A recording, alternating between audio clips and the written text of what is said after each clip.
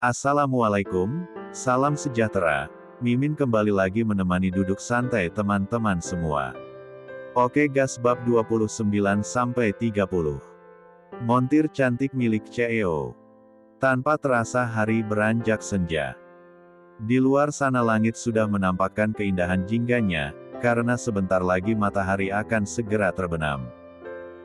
Akhirnya hari yang melelahkan pun berakhir. Ale sudah memesan taksi online beberapa menit yang lalu, sebelum dia keluar dari gedung pencakar langit itu. Ting ting. Ale mengerutkan keningnya saat sebuah moge berhenti tepat di depan dia berdiri. Mau gue anter? Tanya pengendara motor itu pada Ale. Ale mengerutkan keningnya menelisik mencari tahu siapa yang mengajaknya bicara. Davis. Tanya Ale asal. Sebab hanya Davis yang baru Ale kenal, selain Angga dan si raja hutan itu. Pengendara motor tersebut pun langsung membuka helmnya. Davis tersenyum seraya menyugar rambutnya yang berantakan karena memakai helm. Lo nunggu siapa? Mau gue anter balik? Gue nunggu taksi online. Ale menggeleng pelan, gak usah. Makasih Fis. Lagian taksi online gue udah ada tuh di belakang lo. Davis refleks menoleh ke belakang. Itu? Tanya Davis. Ale mengangguk cepat, Ya udah, gue duluan ya. Tanpa menunggu jawaban Davis, Ale segera berjalan menuju taksi online tersebut. Tanpa Ale sadari, ada sepasang mata yang terus memperhatikan interaksi gadis itu dengan Davis. Siapa pengendara motor itu? Dia Davis, Tuan. Montir yang bekerja di bagian yang sama dengan Nona Alexandra. Jawab Angga seraya melihat tuannya dari balik spion yang ada di dalam mobil. Terlihat dengan jelas ekspresi ketidaksukaan Leo akan pemandangan yang baru saja dilihatnya itu. Davis. Benarkah dia montir di perusahaanku? Kenapa rasanya aku baru kali ini melihat dia? Ayo jalan. Ucap Leo seraya menutup kedua matanya. Pikirannya kembali dibuat bekerja keras memikirkan seberapa dekat Alexandra dengan pria itu. Tapi Tuan. Tapi apa? Leo kembali membuka matanya. Nyonya kan meminta pulang bersama. Dek. Hampir saja Leo melupakan janji untuk pulang bersama mominya. Ah. Bisa-bisa kultum bukan lagi menjadi kuliah 7 menit melainkan jadi kuliah 7 hari 7 malam. Flashback on. Setelah berbicara di sambungan telepon Leo pun langsung menuju ke lantai 20 di mana mominya berada. Tadi saat Leo berpura-pura tidur, dia melihat mominya keluar dari ruangan pribadinya, dan saat itu pula Leo yakin bahwa mominya akan menginterogasi sang asisten pribadi, untuk mencari jawaban atas rasa penasaran wanita itu terhadap perlakuan Leo pada Alexandra beberapa waktu lalu. Angga, kamu boleh pergi. Ucap Nona Inara saat putranya sudah tiba di ruangan. Angga bangun dari duduknya, membungkuk hormat pada Leo dan Nyonya Inara lalu pamit pergi. Apa yang ingin Momi tahu? Setelah Angga pergi, Leo langsung mendaratkan bokongnya di salah satu sofa. Tidak ada. Jawab Nyonya Inara singkat lalu bangun menuju minibar untuk mengambil minuman untuknya dan sang putra. Katakan saja. Aku tahu Momi pasti penasaran siapa gadis yang bersamaku tadi, kan? Nyonya Inara menatap datar sambil membawa 2 gelas, dan 1 botol minuman beralkohol yang kadarnya tidak terlalu tinggi. Momi sudah tahu dari Angga. Sahutnya seraya menaruh gelas dan botol itu di atas meja. Nyonya Inara lalu menuangkan minuman ke dalam gelas yang sudah berisi ice cube di dalamnya. Alexandra. Bagus juga nama gadis itu. Sambungnya lagi yang dengan santai meneguk minuman itu. Jangan macam-macam dengannya. Mendengar momnya menyebutkan nama Alexandra membuat Leo khawatir.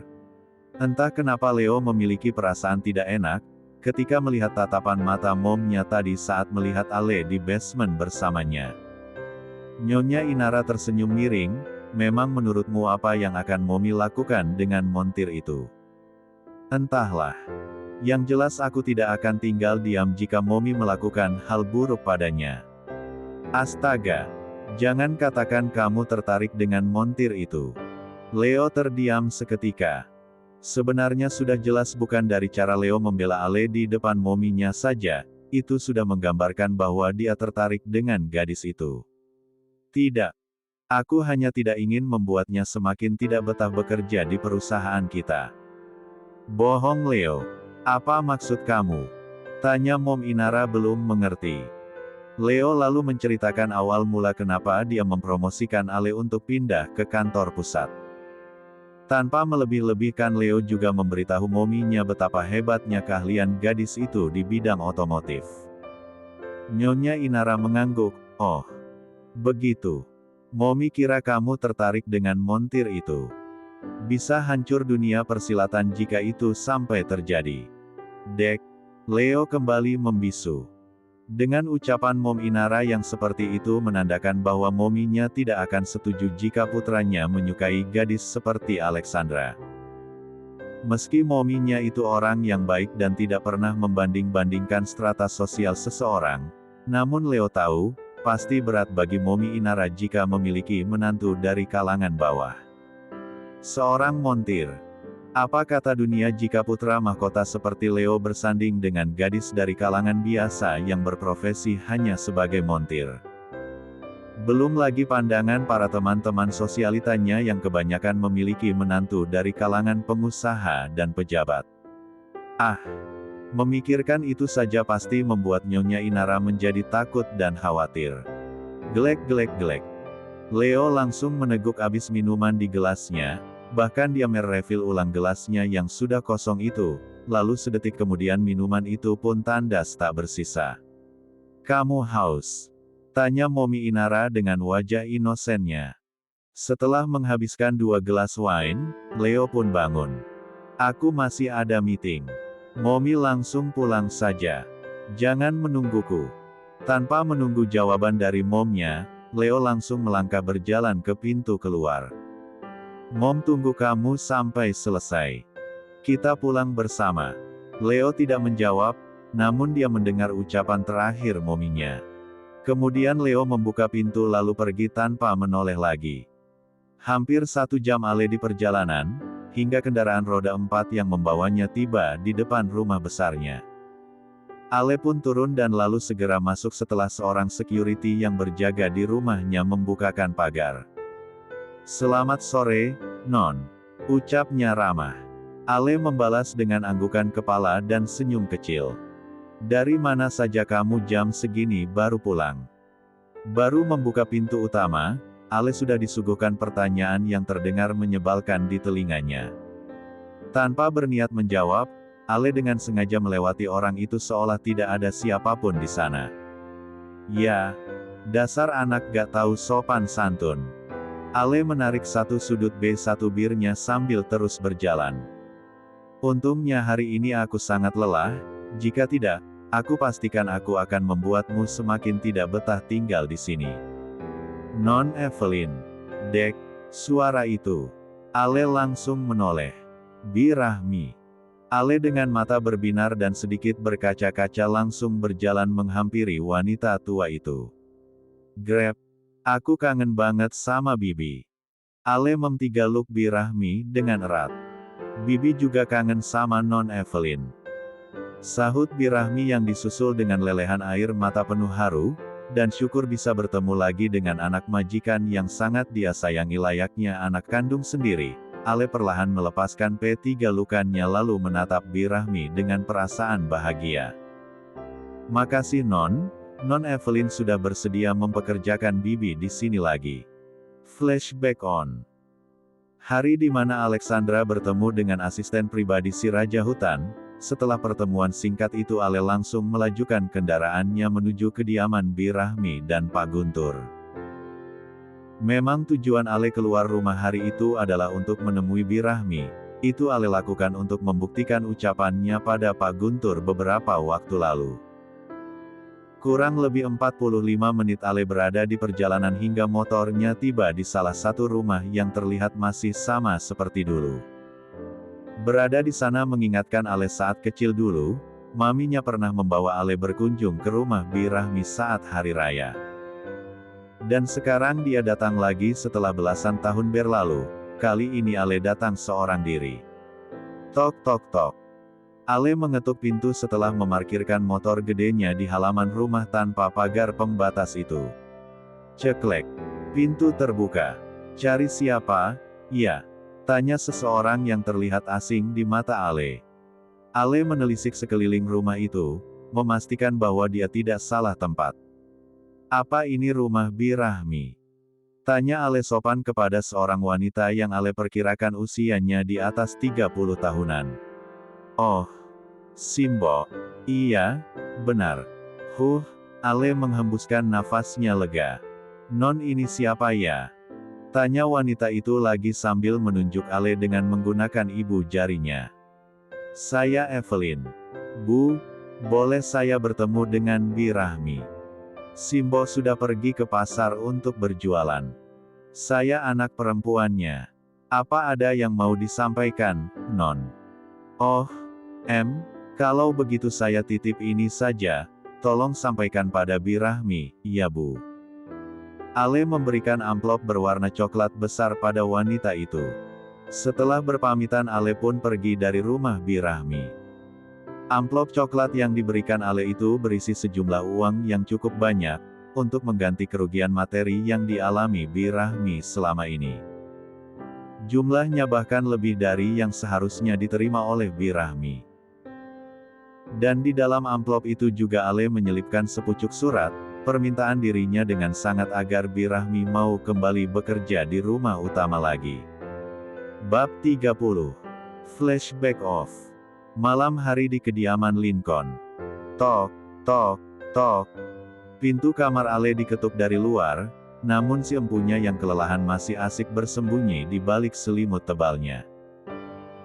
Pasalnya setelah membersihkan diri dan berpakaian, gadis itu tak mampu lagi melakukan kegiatan lain saking lelahnya menjalani pekerjaannya hari ini.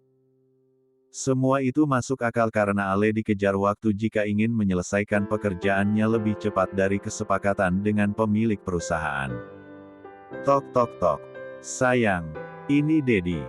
Panggilan dari luar kamar Yuch. Ale melenguh panjang seraya meregangkan otot-ototnya yang terasa kaku. Setelah mengumpulkan kesadarannya beberapa detik, Ale pun bergerak turun dari kasurnya berjalan menuju pintu kamar. Ceklek. Ale dengan wajah bantalnya membuka pintu kamar perlahan. Ada apa, Dat? Tanya Ale yang hatinya sedikit demi sedikit mulai mencair dan tidak lagi bersikap terlalu dingin pada dedinya. Sayang, kamu belum makan malam. Ini sudah jam 10 malam, nak. Datzak mengusap surai sang putri dengan lembut dan penuh kasih sayang. Tadi saat tiba waktunya makan malam, Datzak sebenarnya sudah meminta Bi Rahmi untuk memanggil putrinya, namun hampir 10 menit Bi Rahmi mengetuk pintu kamar, Ale belum juga membuka pintu tersebut. Ale mengangguk sambil mengucek matanya yang masih mencoba beradaptasi dengan cahaya lampu yang terang. Kalau kamu mau makan di kamar nanti Dat mintakan Bi Rahmi membawakannya untuk kamu. Ale menggeleng, aku makan di bawah saja. Sahut Ale dengan suara serak khas bangun tidur. Ya sudah. Dat tunggu di meja makan, ya. Kap, dek. Kedua netra Ale seketika itu juga langsung terbuka lebar. Tanpa sadar matanya sudah berembun. Untuk kali pertama mendapatkan kecupan singkat di kepalanya setelah bertahun-tahun dari sang Dedi, orang tua satu-satunya bagi Ale. Setelah itu mengecup putrinya, Datzak kembali melangkah turun dari lantai 2 menuju ke meja makan untuk menunggu putrinya. Sementara Ale masih mematung di tempatnya sambil terus menatap dedinya, dari pintu kamar bahagia, sedih, haru, semua menjadi satu. Bahagia? Tentu saja, anak mana yang tidak bahagia mendapatkan kasih sayang setelah sekian lama merasa dirinya terbuang. Sedih? Sudah pasti.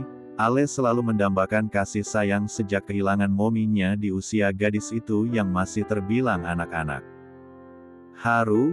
Ya, Ale sama sekali tidak pernah membayangkan ini akan terjadi lagi di hidupnya. Perasaan ini, perasaan seperti mendapatkan dedinya kembali. Ale buru-buru masuk ke dalam kamar mandi untuk mencuci mukanya, dia tidak mau membuat dedinya menunggu terlalu lama.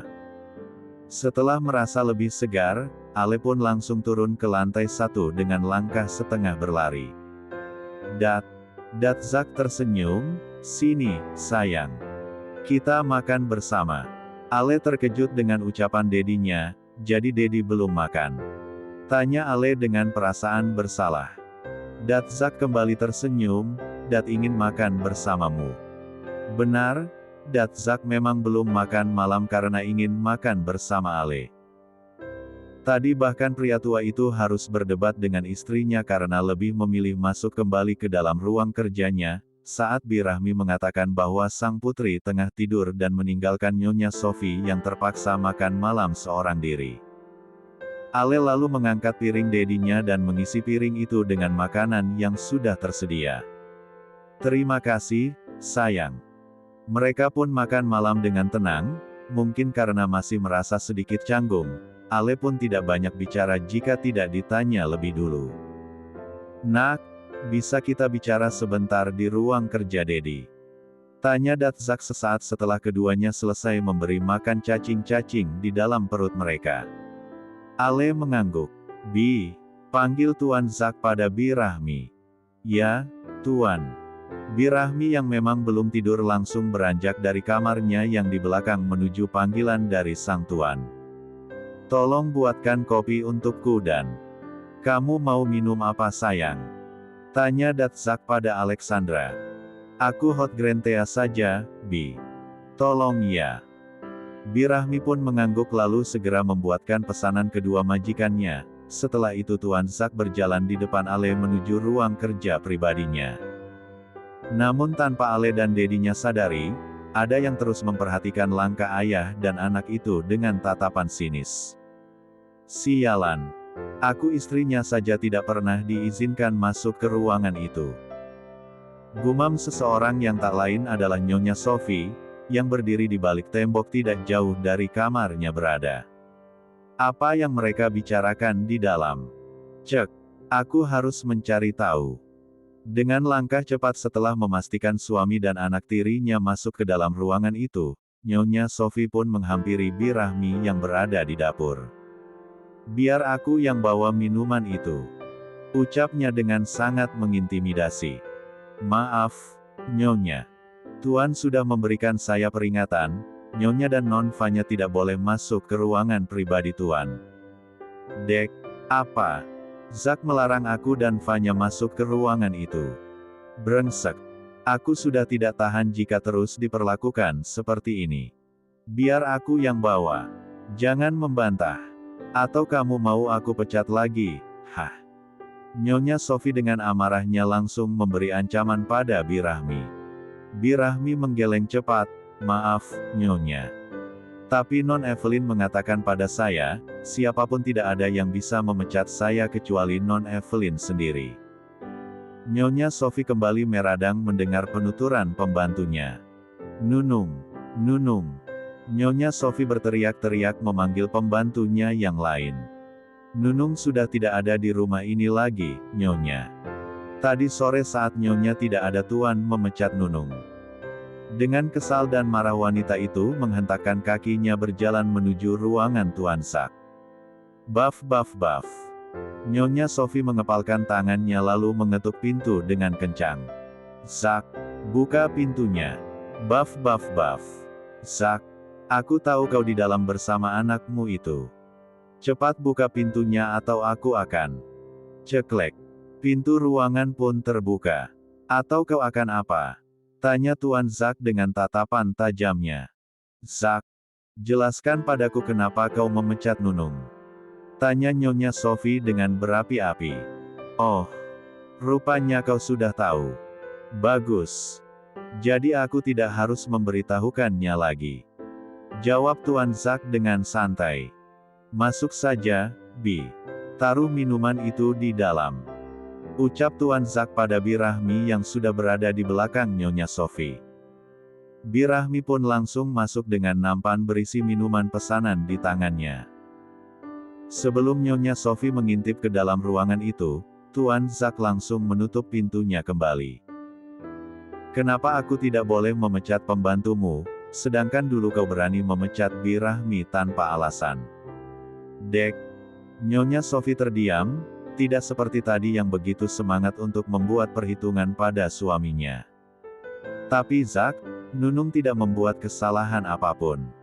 Kenapa kau memecatnya? Kasihan dia Zack. Tuan Zack tersenyum miring, apa dulu Birahmi membuat kesalahan hingga harus kau pecat dengan tidak hormat? Hah. Sudahlah jangan playing victim, aku tahu kau mempekerjakan Nunung untuk mengawasi aku, kan? Jangan harap itu akan terjadi lagi. Setelah mengatakan itu, Tuan Zack pun masuk ke dalam ruangannya lagi dan menutup pintunya dengan keras tepat di depan Nyonya Sophie.